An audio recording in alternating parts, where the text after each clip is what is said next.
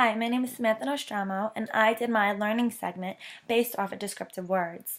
I felt that this was so important because descriptive words are adjectives, and it's really important for young students to understand what an adjective is, what it is like to describe an object.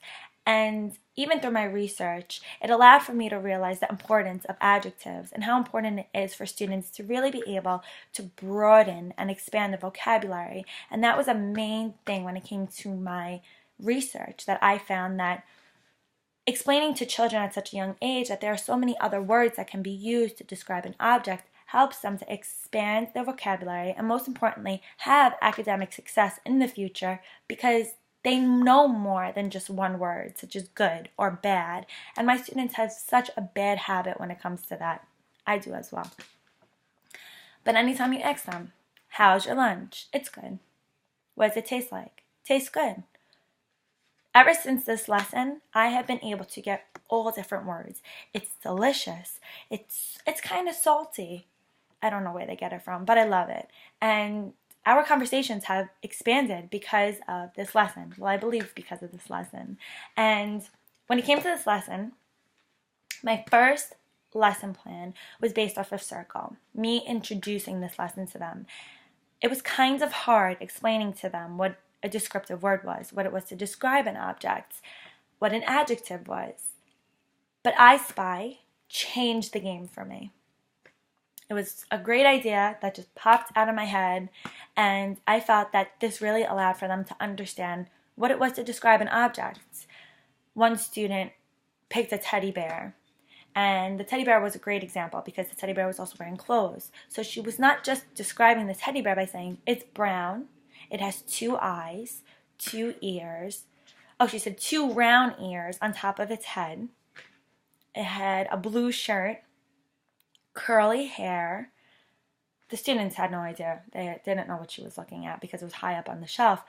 But they soon got it, and they were able to realize that you don't have to just describe an object by one word. You could describe it by all different things, that there's all different ways to describe one object. So not only did I also play I Spy, but I also passed around blocks, the safe blocks, the safe sound blocks, I believe it's called. And they loved this because they were able to have a hands-on object that they were able to describe.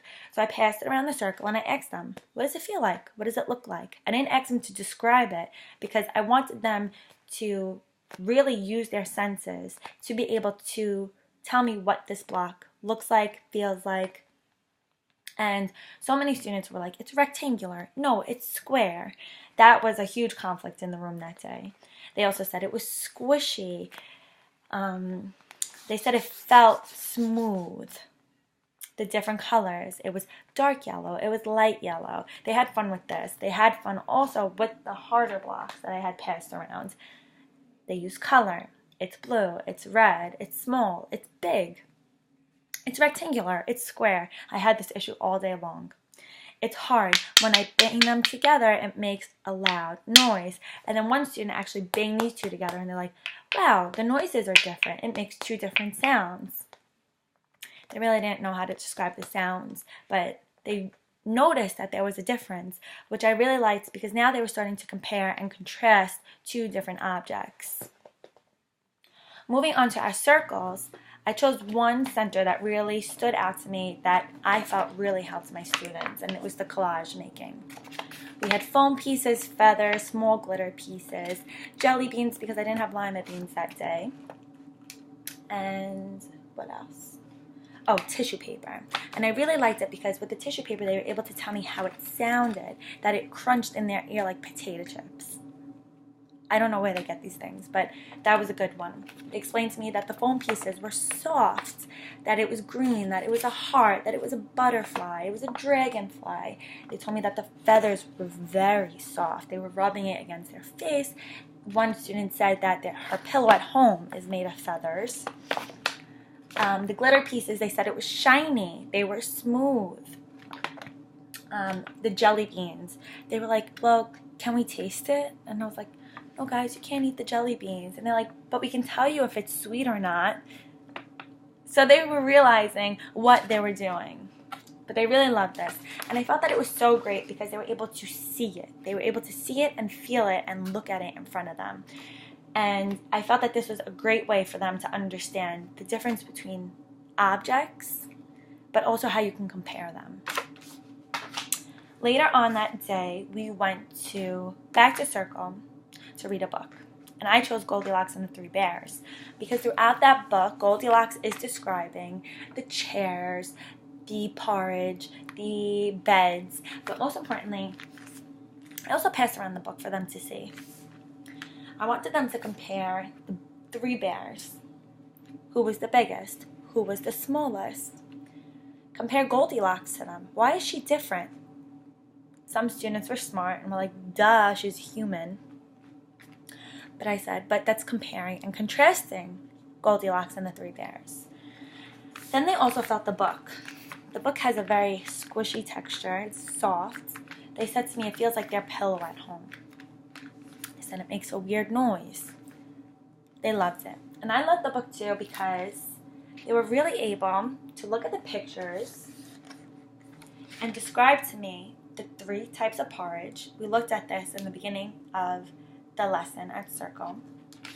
And they said, wow, I can already see the steam. So they knew it was hot. And I felt Goldilocks and the Three Bears was a great book because she sits there and says, this one, the biggest bowl is much too cold. The medium is much too hot. And instead of saying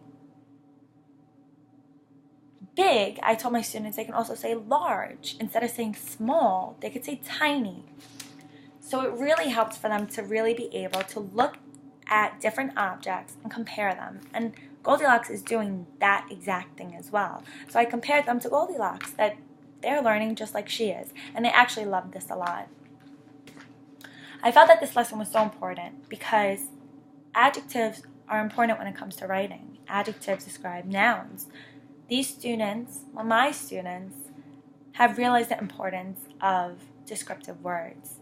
They realize that these words are going to be useful when it comes to their future, especially when it comes to writing, talking. And it really showed me how my students were able to pick up on all of my lessons and really tell me that it's not just good, it's delicious.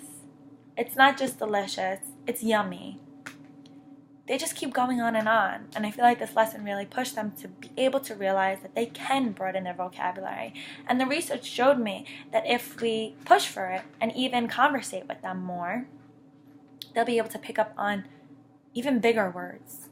One of my students said, you know, there's another word for big. It's called immense. I was shocked. I was very proud of them though, and they really picked up on this lesson, and I felt that this lesson was so important because, like I had mentioned, and even the research has said, helping children understand what an adjective is helps them to expand their English. But most importantly, it's important for English language learners because, of course, they're being supported at home with their home language, their native language, and they're also pushing for English. Well, most of my students' parents are. But at school, we're really helping them to pick up on all different kinds of words that they can understand, that they can speak about, that they can learn about. And it helps for them to increase their vocabulary, which is so important for English language learners. I hope you appreciated my lesson. My students definitely did. Thank you.